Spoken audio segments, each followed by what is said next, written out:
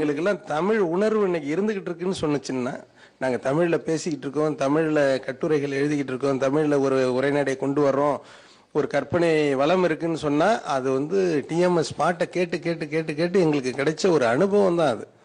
அந்த ஒரு அற்புதமான பாடகர் அவர். அவரை வந்து டிஎம்எஸ் டைம்ங்கிறதுல நீங்க கொண்டாடுறதுல உண்மையிலேயே உங்களுக்கெல்லாம் வந்து ஒரு பெரிய அளவுல இந்த தமிழ் ரசிகர்கள் நன்றி சொல்லணும்.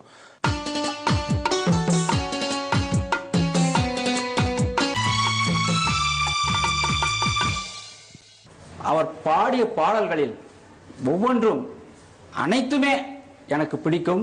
ஆனால் ஒரே ஒரு பாடல் என் நெஞ்சை விட்டு நீங்கவே இல்லை.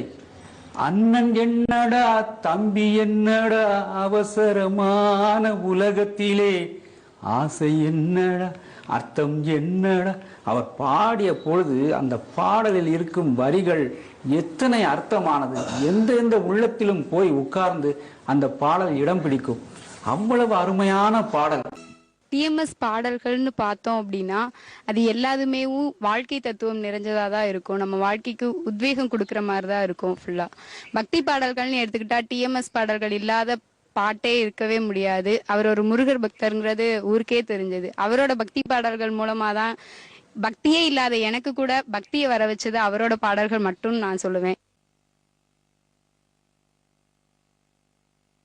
பெரிதும் தேவையான தத்துவ பாடல்களை நிறைய பாடியுள்ளார். அவர் தத்துவ பாடல்களில் என்னை கவர்ந்தது அச்சம் என்பது மடமையடா என்ற பாடல்.